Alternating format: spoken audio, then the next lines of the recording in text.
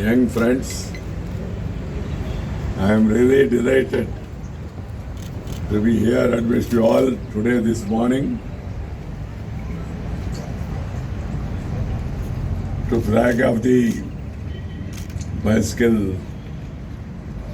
rally in Hyderabad city. The bicycle day was observed on I think June 3rd, but our people have chosen it because today is Sunday. 3rd was working day. The cycling for green future is the theme. Cycling for green future. నేను పెద్దగా ఉపన్యాసం ఇవ్వడం అవసరం లేదనుకుంటున్నాను. నాకు కాస్త back pain రావడం వల్ల ఇవాళ మీతో కలిసి నేను సైకిల్ తొక్కడం లేదు. లేకపోతే సైకిల్ తొక్కాలని నాకు కూడా ఉత్సాహం ఉంది. I'm only 77. You understand 77 means. And though my age is 77, I moved around the country and walked for more than 90 years because I started my political journey at the age of 18. And I can tell you, there is no district in the country which I have not toured. The entire country, including Northeast. I was so fortunate. That's part of my political journey. That's how I acquired knowledge and also acceptance among the people. ఈరోజు smart bike Hyderabad బైసికలింగ్ club, అలాగే world cycle alliance, Brussels, sports authority of India and fit India ఇవన్నీ కలిపి ఈరోజు అటు మన నగరంలో, హైదరాబాద్ నగరంలో, అలాగే చండీగఢ్లో, అలాగే న్యూఢిల్లీలో ఈ కార్యక్రమాన్ని నిర్వహిస్తానని తెలిసి చాలా సంతోషించాను. నాకు గుర్తుంది, ఢిల్లీలో కర్నాట్ ప్లేస్లో నేను ఉపరాష్ట్రపతిగా ఉండగా మీ యొక్క బైసికల్ ఆ ర్యాలీని ఆ రోజు ప్రారంభించారు. 2018 జూన్. ఈ ఐక్యరాజ్య సమితి వాళ్ళు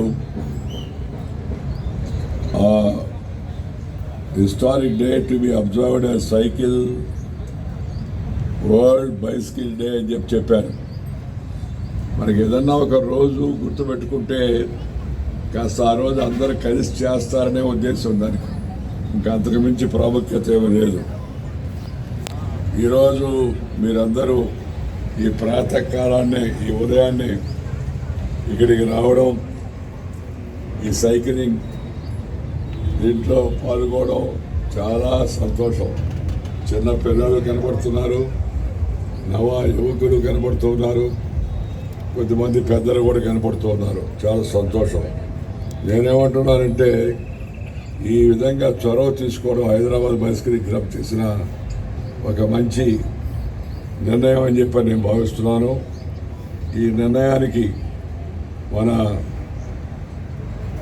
ఒక దూరదృష్టి కలిగి ఈ సైక్లింగ్ వ్యవస్థను దేశంలో ప్రారంభించడం వల్ల మన యొక్క ఆరోగ్యం పెరుగుతుంది, అనవసరమైన ఖర్చు తగ్గి ఆదాయం పెరుగుతుంది, దాంతోపాటు ఒక స్ఫూర్తి కూడా కలుగుతుంది, పోటీ స్ఫూర్తి కూడా కలుగుతుందనే ఉద్దేశంతో ఈరోజు ఈ యొక్క శ్రీ మనోహర్ గారు, వారి కుమారుడు ధర్మేన్ ఈ చొరవ తీసుకొని శ్రమించి అందరినీ కూడగట్టి ఈరోజు ఈ కార్యక్రమం ఏర్పాటు చేయడం చాలా సంతోషం అని మీ అందరికీ మనవి చేస్తున్నాను.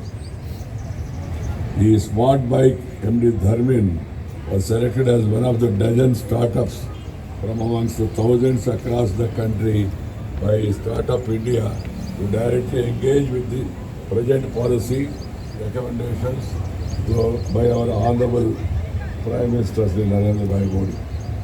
ఆరోగ్యం, తక్కువ వ్యయం, కాలుష్యం లేకపోవడం, ఎక్కువ కాలం మన్నిక ఉండడం, మనం కూడా ఎక్కువ కాలం జీవించడం, ఇవన్నీ ప్రయోజనాలు దీంట్లో ఉన్నాయి. అన్నిటికంటే నాకు సంతోషకరమైనది అంటే మన ఆరోగ్యాన్ని కాపాడుకోవడమే కాకుండా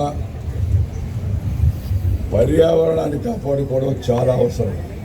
ప్రపంచం ఈ పర్యావరణ పరిరక్షణ వైఫల్యం వల్ల జరిగిన ప్రమాదాలు మనం చూస్తూ ఉన్నాం.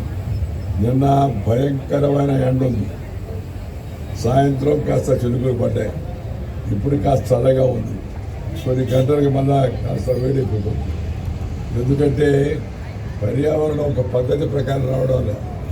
ఎందుకంటే మనం పర్యావరణంతో ఆటలాడుకున్నాం, ప్రకృతిని మనం తక్కువ చూపు చూసాం.